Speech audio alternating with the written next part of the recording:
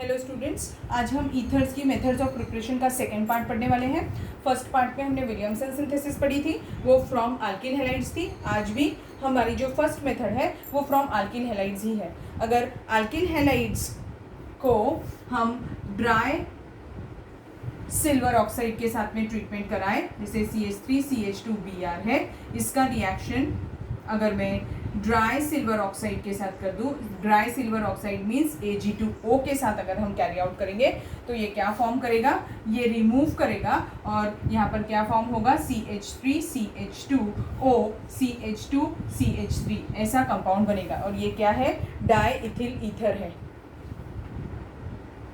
आपको याद होगा हमने हैलोजन डेरिवेटिव्स में भी सेम रिएक्शन पढ़ी थी, पर डिफरेंस क्या था, ये कैसा सिल्वर ऑक्साइड लिया है मैंने, ड्राई सिल्वर ऑक्साइड लिया है। वहाँ पर हमने क्या किया था, मॉइस्ट सिल्वर ऑक्साइड लिया था। अगर मैंने Ag2O को मॉइस्ट कर दिया तो it gets converted into what, AgOH। और अगर अब हम इसका रिएक्शन C2H5Br के साथ कराएंगे तो वो इंस्टेड ऑफ गिविंग ईथर वो क्या फॉर्म करता है, AgBr बाई प्रोडक्ट होता है और क्या फॉर्म कर देता है, अल्कोहल फॉर्म करता है।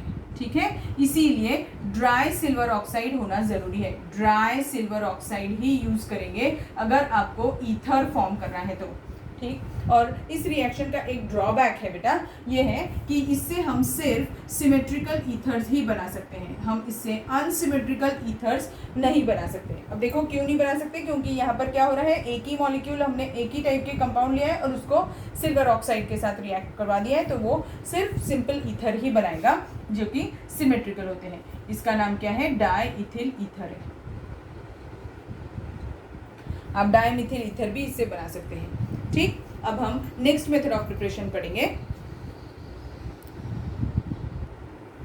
अब हम नेक्स्ट मेथड ऑफ प्रिपरेशन पढ़ रहे हैं फ्रॉम अल्कोहल्स। अल्कोहल से भी दो मेथड ऑफ प्रिपरेशन है। जैसे हमने अल्किल हैलाइड से दो मेथड ऑफ प्रिपरेशन पढ़ी, सेम वैसे ही अल्कोहल से भी दो मेथड ऑफ प्रिपरेशन है। तो फर्स्ट रिएक्शन है reaction of alcohol, that is example ले लेती हूँ, CH3CH2OH एक अल्कोहल। इसका रिएक्शन हम किसके साथ कराते हैं, डायएजोमीथेन के साथ में। देखो डायएजोमीथेन, मीथेन यानी कितने कार्बन, एक कार्बन, एजो यानी क्या, नाइट्रोजन, और डायएजो बोल रहे हैं यानी दो नाइट्रोजन और बाकी की वैलेंसी हाइड्रोजन से सेटिस्फाई करेंगे, तो क्या हो जाएगा ये, तो ये क्या है, diazomethane. When an alcohol is treated with diazomethane in presence of HbF4, कौन सा एसिड लिया है हमने, फ्लोरोबोरिक एसिड HbF4, और हीट करेंगे so that it gives what, ये पूरा का पूरा कंपाउंड बन जाएगा और नाइट्रोजन गैस रिलीज हो जाएगी, मीन्स नाइट्रोजन गैस रिलीज होगी और कंपाउंड क्या बनेगा, देखिए CH3CH2O CH3। समझ में आया कैसे किया, फिर से एक बार बता देती हूँ। Alcohol is treated with what, diazomethane. अब डायएजोमीथेन के साथ ट्रीट करेंगे in presence of what, fluoroboric acid HbF4। On heating it gives what, nitrogen gas release हो जाती है और कंपाउंड जो बनता है वो क्या है, मिथॉक्सी ईथेन। इस रिएक्शन का एक ड्रॉबैक है कि हम इससे हमेशा मिथॉक्सी ईथर्स ही फॉर्म कर सकते हैं, बाकी कोई ईथर्स इससे नहीं बनते हैं। Only methoxy ethers can be prepared by this method, क्योंकि हम हमेशा डायएजोमीथेन के ही साथ इसके रिएक्शन कर रहे हैं। आप अल्कोहल कोई भी लीजिए, बट आपको सेकेंड रिएक्टेंट क्या लेना है, डायएजोमीथेन ही लेना है। समझ में आई ये रिएक्शन। अब next method of alcohol, method of preparation from alcohol देखेंगे। अब जो नेक्स्ट मेथड है that is dehydration of alcohols.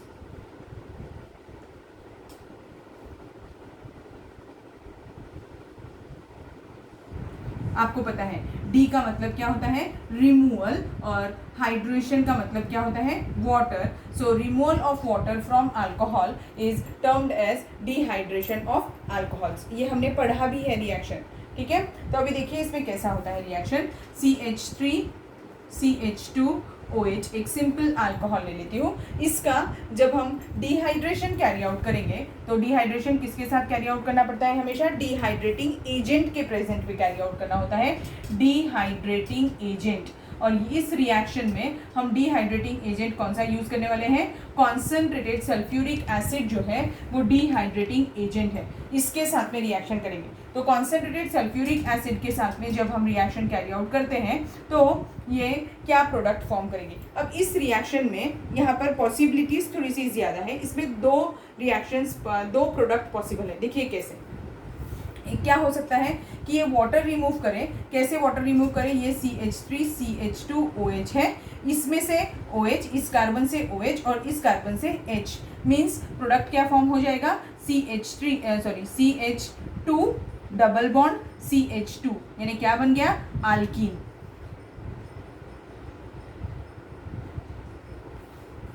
या फिर क्या हो सकता है कि दो मॉलिक्यूल ले लें हम अल्कोहल के और फिर इसमें से ऐसे वाटर मॉलिक्यूल रिमूव हो जाए, तो प्रोडक्ट क्या फॉर्म हो जाएगा उस केस में, CH3 CH2O CH2 CH3, ये बन जाएगा डाई इथिल ईथर, ऐसा फॉर्म हो सकता है। मींस कॉन्सेंट्रेटेड सल्फ्यूरिक एसिड के साथ में दो प्रोडक्ट पॉसिबल है। बट ये दो प्रोडक्ट कैसे चेंज कर सकते हैं हम, ये डिपेंड करता है कि टेम्परेचर पे, आपने कितना टेम्परेचर लिया हुआ है, रिएक्शन बीकर का कितना टेम्परेचर है, वो डिसाइड करेगा कि प्रोडक्ट क्या होगा। अगर टेम्परेचर जो है वो आपने 413 केल्विन टेम्परेचर मेंटेन किया है, अगर सपोज करिए 413 केल्विन टेम्परेचर मेंटेन किया है तो हमेशा ईथर फॉर्म होगा। और अगर मोर देन 413 टेम्परेचर हो जाए, मोर देन 413 टेम्परेचर यानी 413 केल्विन से ज़्यादा हो जाए टेम्परेचर, जैसे 420 हो जाए, 422 हो जाए, तो उस केस में क्या फॉर्म होगा, अल्कीन फॉर्म होगा। और अगर 413 मेंटेन रहा तो क्या फॉर्म होगा, ईथर फॉर्म होगा। समझ में आया, तो ये इंपॉर्टेंट है। अब दूसरी चीज़, इस रिएक्शन में अगर मैंने 413 केल्विन टेम्परेचर, हमें तो ईथर्स ही पढ़ना है ना, तो हम हमेशा कौन सा टेम्परेचर मेंटेन करेंगे, 413। तो कंडीशंस है इस रिएक्शन के लिए। सबसे पहली कंडीशन क्या है कि इसमें हमें एक्सेस ऑफ अल्कोहल, देखो दो मॉलिक्यूल लिए मैंने अल्कोहल का, तब जाके ईथर फॉर्म हुआ है। ये कंपाउंड बनाने के लिए तो सिर्फ एक ही मॉलिक्यूल से सफिशिएंट था, अब यहाँ पर दो है। तो फर्स्ट कंडीशन क्या बोलती है, एक्सेस ऑफ अल्कोहल लेना है आपको, ठीक है। सेकेंड कंडीशन क्या बोलती है कि आपको टेम्परेचर 413 केल्विन मेंटेन करना है, इससे ज्यादा नहीं चलेगा और इससे कम भी नहीं चलेगा। अगर सपोज करो कि 413 से लेस टेम्परेचर रहा, लेस देन 413, तब क्या होगा, उस केस में ये इथिल हाइड्रोजन सल्फेट बनाएगा, यानी क्या बनाएगा, ethyl hydrogen sulphate C2H5OSO3H, ethyl hydrogen sulphate form करेगा। ये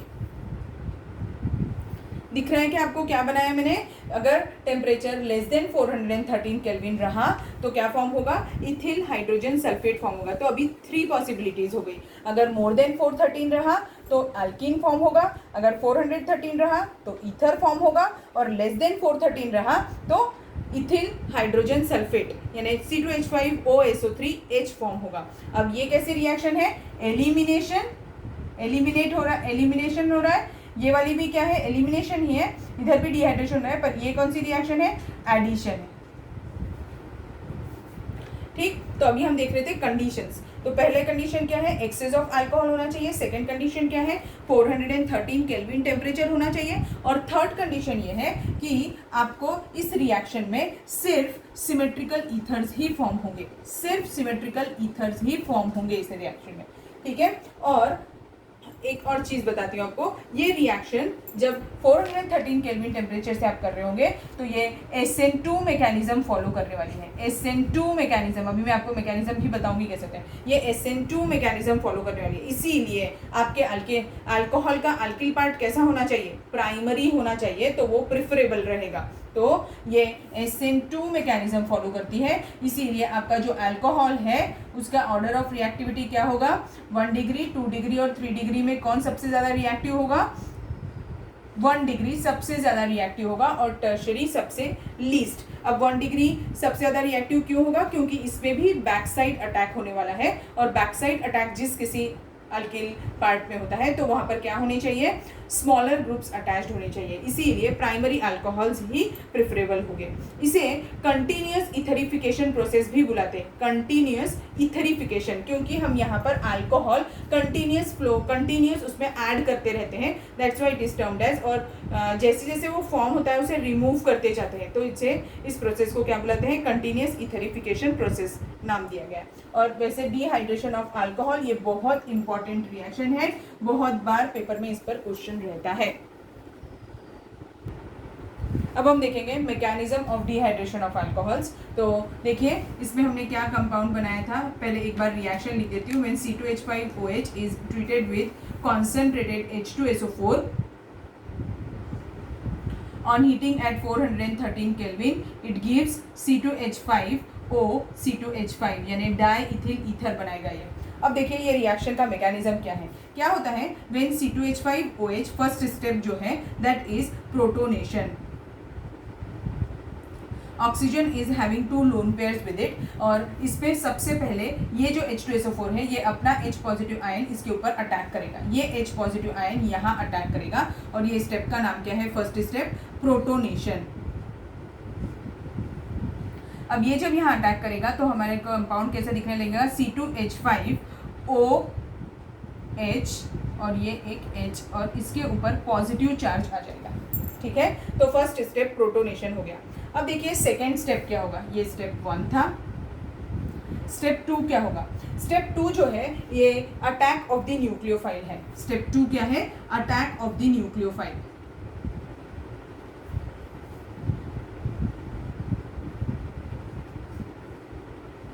तो व्हेन C2H5OH एक और अल्कोहल का मॉलिक्यूल है ना, वो मॉलिक्यूल लिया है मैंने, प्लस C2H5OH और यहाँ पर पॉजिटिव चार्ज है। अब ये जो इलेक्ट्रॉन रिच कंपाउंड है ये अटैक करेगा इस कार्बन के ऊपर,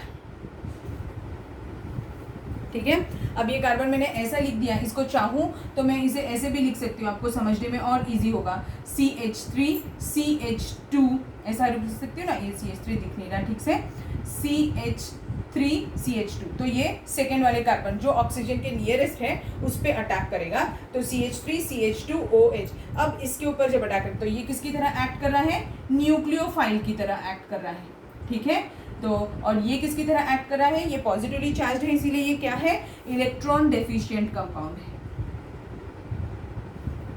तो अब ये इसके ऊपर अटैक जैसे ही करेगा तो देखिए अभी स्पीशीज कैसे दिखने लगेगा, और इसमें से क्या रिमूव हो जाएगा, वाटर रिमूव हो जाएगा, मीन्स यहाँ से बॉन्ड ब्रेकिंग हो जाएगी, वाटर रिमूव करेंगे हम तो वाटर रिमूव हो जाएगा, प्लस हमें प्रोटोनेटेड ईथर फॉर्म हो जाएगा। देखिए CH3CH2 ये ऑक्सीजन, इस पे एक हाइड्रोजन होगा और एक C2H5 ग्रुप होगा, तो C2H5O C2H5 हमें बनाना था, एक हाइड्रोजन एक्स्ट्रा है, इसीलिए ये क्या है, प्रोटोनेटेड ईथर है,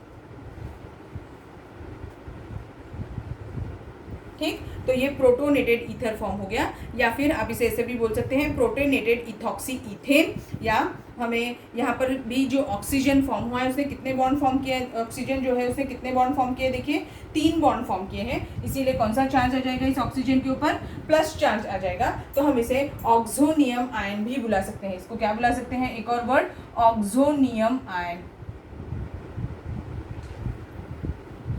अब लास्ट स्टेप क्या है, डीप्रोटोनेशन। आपको ये भी मैंने चीज़ बताई थी हैलोजन डेरिवेटिव्स चैप्टर में कि जिस किसी रिएक्शन में प्रोटोनेशन फर्स्ट स्टेप होती है उस रिएक्शन में हमेशा लास्ट स्टेप क्या होती है, डीप्रोटोनेशन होती है। तो अब ये जो स्पीशीज है यानी कौन सा, C2H5O C2H5 और इसके पास क्या है, एक हाइड्रोजन है, तो इसमें से H पॉजिटिव आयन रिमूव हो जाएगा, यानी ये स्टेप क्या है, स्टेप 3, और इसका नाम क्या है, डीप्रोटोनेशन।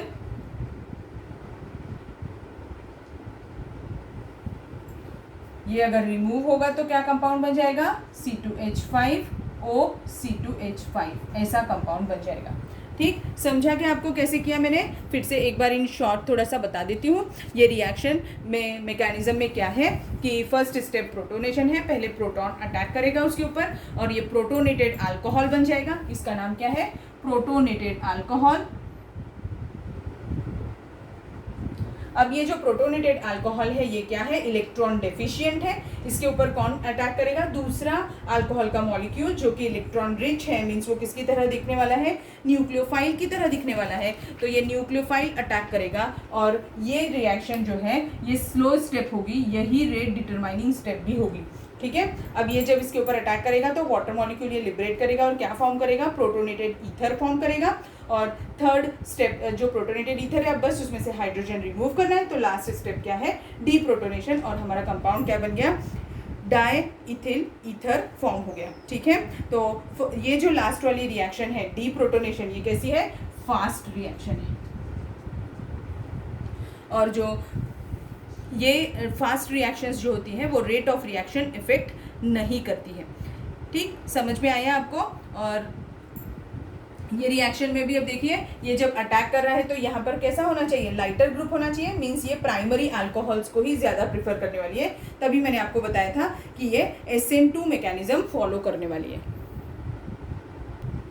अब देखिए, अभी मैंने आपको बताया कि कौन से अल्कोहल्स यूज़ करना चाहिए हमें? सिर्फ प्राइमरी अल्कोहल्स ही यूज़ करने चाहिए क्योंकि रिएक्शन SN2 मैकेनिज्म फॉलो करती है। अगर सपोज करिए कि मैंने कोई सेकेंडरी अल्कोहल यूज़ कर दिया, सेकेंडरी अल्कोहल यानी CH3C CH3OH और यहाँ पर एक हाइड्रोजन है।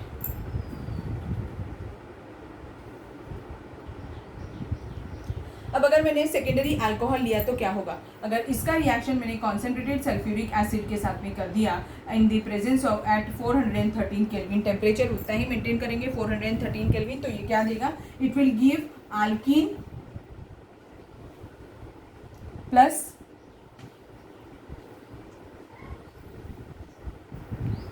वो अल्कोहल तो बनाएगा पर ये क्या होगा? सॉरी, ये ईथर तो बनाएगा ऐसा वाला, बट ये कैसा ईथर होगा? माइनर होगा। और ये वाला कैसा प्रोडक्ट होगा? मेजर होगा, means alkene will be the major part. Same will be case of the tertiary alcohol also. अगर टर्शरी अल्कोहल लिया तो जैसे टर्शरी ब्यूटिल अल्कोहल है, इसका रिएक्शन मैंने कैरी आउट किया कॉन्सेंट्रेटेड सल्फ्यूरिक एसिड के साथ में एट 413 केल्विन, तो क्या होगा? इसमें ये कंपाउंड में डबल बॉन्ड C यानी सिर्फ अल्कीन ही इस पे फॉर्म होने वाला है, प्लस वाटर मॉलिक्यूल रिमूव करेगा। ठीक है, समझा? यानी अभी मैंने आपको बताया था कि सिर्फ प्राइमरी अल्कोहल लेना है, सेकेंडरी लिया तो क्या प्रॉब्लम है? ये मेजर प्रोडक्ट बनेगा और ये वाला माइनर बनेगा, और टर्शरी लिया तो सिर्फ अल्कीन ही प्रोडक्ट बनेगा, माइनर और ईथर बनेगा ही नहीं। एक और चीज़ बतानी थी कि हम डिहाइड्रेटिंग एजेंट यहाँ पर कॉन्सेंट्रेटेड H2SO4 यूज़ कर रहे हैं, सल्फ्यूरिक एसिड। एक और यूज़ किया जा सकता है, that is Al2O3, that is alumina. इसको भी हम as a dehydrating agent use कर सकते हैं for the dehydration of alcohol. ये हमने अल्कोहल्स के डिहाइड्रेशन रिएक्शन में पढ़ा था। एक लिमिटेशन है जो मैं आपको बोल रही थी कि इससे हम सिर्फ सिमेट्रिकल ईथर्स बना सकते हैं। अगर सपोज करिए कि मुझे अनसिमेट्रिकल ईथर्स बनाए तो मैंने मिक्स्ड टाइप ऑफ अल्कोहल्स लिए। मिक्स्ड टाइप ऑफ अल्कोहल्स यानी क्या? CH3OH लिया, और दूसरा ये हम लिमिटेशन पढ़ रहे हैं इसका। हाँ, अगर मैंने दूसरा ले लिया C2H5OH, तो अब क्या होगा? रिएक्शन कॉन्सेंट्रेटेड सल्फ्यूरिक एसिड के साथ एट 413 केल्विन। अब इस केस में क्या होगा कि इससे मिक्सचर ऑफ अल्कोहल्स बनेंगे। कौन कौन से अल्कोहल बनेंगे? इसका मॉलिक्यूल इसी के मॉलिक्यूल के साथ डिहाइड्रेट होगा तो क्या बनेगा? CH3OCH3 प्लस इसका मॉलिक्यूल इसी के मॉलिक्यूल के साथ डिहाइड्रेट होगा तो क्या बनेगा? C2H5OC2H5, और इसका मॉलिक्यूल इसके मॉलिक्यूल के साथ डिहाइड्रेट होगा तो क्या बनेगा? CH3OC2H5। ऐसे हमें मिक्सचर ऑफ अल्कोहल्स मिल रहे होंगे, और अगर मिक्सचर ऑफ अल्कोहल्स मिल रहे हैं और वो भी सिर्फ 1 कार्बन एटम से डिफर कर रहे हैं तो उनका सेपरेशन थोड़ा डिफिकल्ट हो जाता है। इसीलिए it is not a good method to prepare unsymmetrical ether. ठीक है, समझा? अब डिहाइड्रेशन ऑफ अल्कोहल्स जो है वो बहुत इंपॉर्टेंट है, ध्यान से पढ़िएगा आप इसे। ठीक, थैंक यू।